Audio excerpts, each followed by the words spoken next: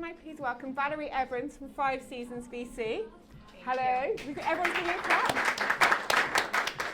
So Valerie, do you want to start by telling everyone who you are and what you do? Yeah, of course. Hang on, should we just turn the music down? Yeah, thank you. I'm on the investment team here at 5 Seasons Ventures, and we are a consumer-focused fund. So we look at any product or company that touches consumers, everything from food, beverage, supplements, and pet food to beauty, personal care, household care, and health. So we've been operating since 2018. Some of the brands that you might know of ours, we exited Butternut Box, the pet food brand here in the UK. We're also in Dash here, Pure Sport who's here, Space Goods who's also here, and quite Where a is few Space? others. Oh yes, there you are. Yes. So we were actually going to talk about Space Goods, and you're here in the room, so we're going to talk about you even though you're over there. So tell us about, because Space Goods is obviously, I was an early investor in Space Goods. I'm a good friend of Matt's. I love him. He's amazing, incredibly talented. Yeah. So skilled. You obviously thought the same thing when you met him. Yes. So tell us about that brand and why it is a particularly special brand. Yeah, so Matt was really creating a new category. So we look for people who are creating new categories or innovating in existing categories to offer customers different experiences and really innovate upon consumers' daily lives.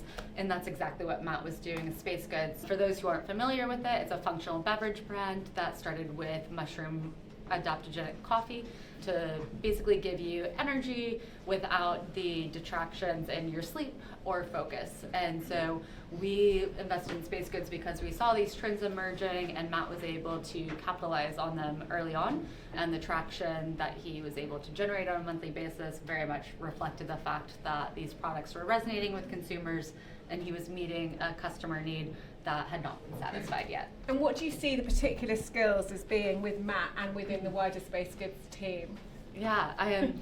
So their social media. They're like across everything. Yeah, Aren't they? I know, they're everywhere. I think what they're really good at is really meeting the customer where they're at. So obviously brands can't really get around advertising on Meta, but how you speak to the customer matters, and how your brand is resonating with the customer is what truly matters. And their social media very much is focused on their target consumer and making sure that they're showing up where the consumer is. They also did an amazing guerrilla marketing tactic last year where they had people in astronaut suits in Piccadilly Square and were able to hand out samples. And so it's really just living the brand authentically. And how effective is that sort of thing, like that sort of thing in Leicester Square in astronaut suits? It's hard to measure an exact ROI from that, but I think what really matters is you see the knock-on effects as you create this brand equity, because brand equity isn't created overnight. And it's really building that story with consumers and really building that community of supporters, because you might acquire a few customers through these tactics, but what makes them stay is the fact that the product works, the fact that it continues to speak to them through new product launches, how you interact with them, and really the story behind the brand. And when we spoke before, we were discussing, you were talking about the Holy Trinity of consumer brands. Can you just explain what that is and how difficult or easy it is to achieve? Yes. So we think of the Holy Trinity of consumer as high margin, high repeat rate, low customer acquisition cost. So every brand. Wait, who thinks that easy? Who thinks that's easy to achieve? Put your hand up. What? No one.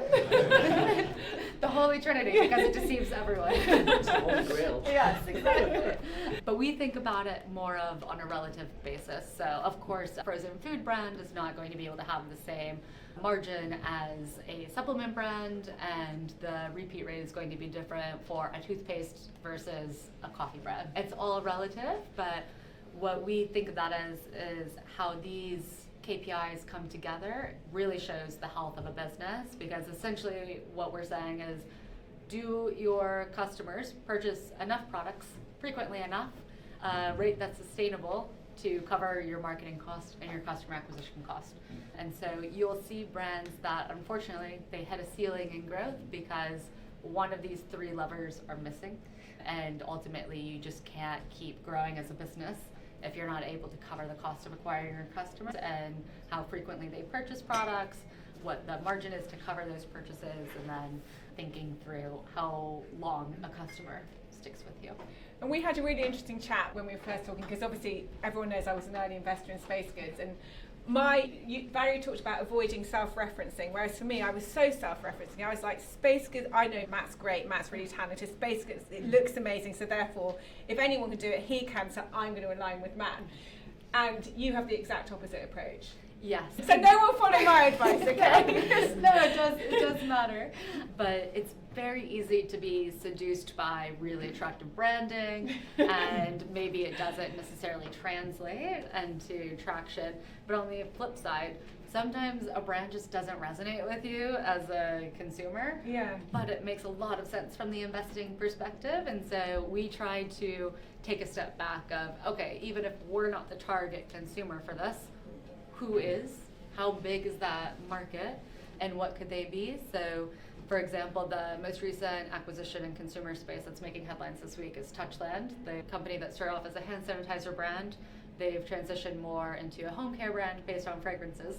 I took a look at it 2 years ago, made a mistake passing on that, but whenever we looked at it, we were like, hand sanitizer's done, COVID's done. Why would we look at this? How is this going to grow? Because we wouldn't use it. And it's important to really take yourself out of the target consumer proposition and really think about who is the target consumer, and is it a large enough market to address, and is it resonating? Okay, and I think a lot of brands would love to get in front of someone like you and talk to you about their products, and you're also scouring the market for who you can talk to. How does that balance work, and how do brands get in contact with you? I would say no work-life balance in that regard, because you're always looking for brands. My doom scrolling is now brand scrolling, but we very much welcome cold outreach. We like to reach out to companies and founders however we can. Sometimes we do it through our Instagram account, so if you get a DM for us, please respond. But we also use LinkedIn, and of course warm intros are welcomed as well. But we are very much advocates of, you don't need to have a warm intro in order to be on our radar. And to be honest, a lot of social media, we all have different algorithms on the team, so we get a different variety of brands. And what are you looking for personally right now? So we see a lot in consumer health and wellness, and we think it's a really interesting place to be. Consumers are investing more in their health than ever before. But to be honest, if a brand is doing well, then... What, meeting the Holy Trinity? Yes, the Holy Trinity, yes. Brilliant. You'll be around, so I've seen you talking to people, and so everyone make sure you speak to Valerie. Thank you so much, Valerie. Thank you so much.